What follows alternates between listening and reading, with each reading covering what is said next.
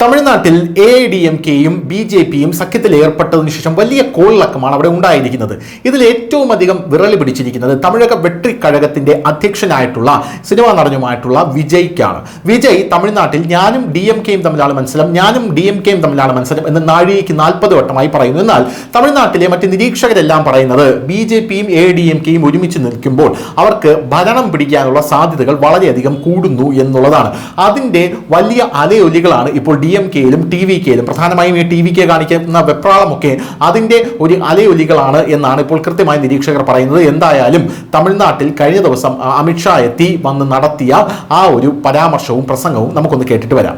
हम तमिल भाषा, तमिल संस्कृति और तमिल जनता का भारतीय जनता पार्टी गौरव भी करती है और सम्मान भी करती है.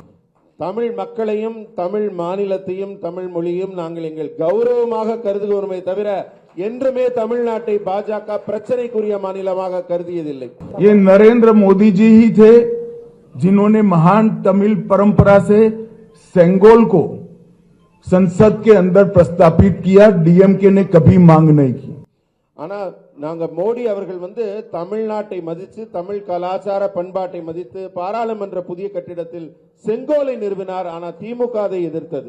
ये मोदी जी ही थे जिन्होंने काशी तमिल संगमम और सौराष्ट्र तमिल संगमम की शुरुआत की. மோடி அவர்கள்தான் தமிழின் பெருமையை போற்றுவதற்காக காசியில் தமிழ் சங்கமத்தையும் அங்க குஜராத்தில் சௌராஷ்டிரா தமிழ் சங்கமத்தையும் பெருமையாக நடத்தினார்.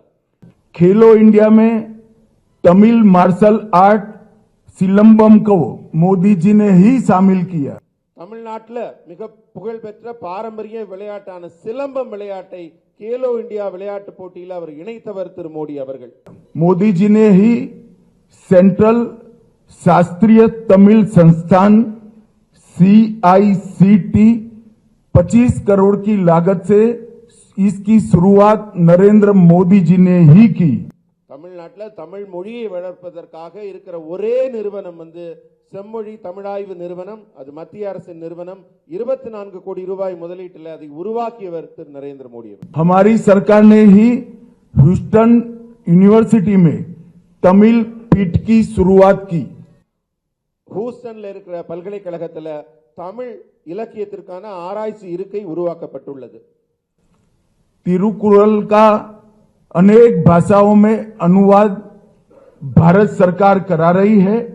उसमें से 63 लैंग्वेज में इसका ट्रांसलेशन पूरा हो चुका है. திருக்குறளை உலகின் பல்வேறு நாட்டு மொழிகளிலும் நாங்கள் மொழிபெயர்த்துக் கொண்டிருக்கிறோம்.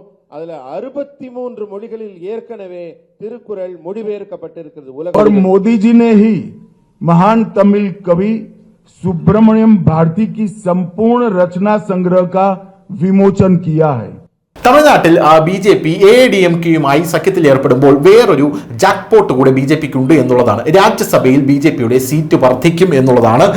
NDAയുടെ സ്ട്രെങ്ത് രാജ്യസഭയിൽ കൂടാൻ പോകുന്നു. AIADMKയുടെ NDAയിലെ എൻട്രിയോടുകൂടിയാണ് ഇത് കൂടാൻ പോകുന്നത് എന്നുള്ളതാണ് പ്രധാനപ്പെട്ട കാര്യം.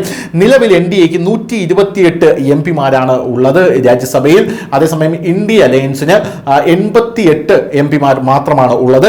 NDA വലിയ നേട്ടം തന്നെ മഹാരാഷ്ട്രയിൽ വരുന്ന ദിവസങ്ങളിൽ കൊയ്യും എന്നാണ് ഇപ്പോൾ വരുന്ന വിലയിരുത്തൽ. കോൺഗ്രസിന് 27 രാജ്യസഭാ MPമാരാണ് നിലവിലുള്ളത്. ഇത് ഹിസ്റ്ററി, അതായത് ചരിത്രത്തിൽ തന്നെ ഏറ്റവും താഴ്ന്ന നിലയിലാണ് കോൺഗ്രസ് പോകുന്നത് എന്ന് തെളിയിക്കുന്ന ഒന്നാണ്. എന്തായാലും രാജ്യസഭയിലടക്കം BJPക്ക് വലിയ ജാക്ക്പോട്ട് തന്നെയാണ് എന്ന് പറയാതിരിക്കാൻ വയ്യ. News desk, news India Malayalam.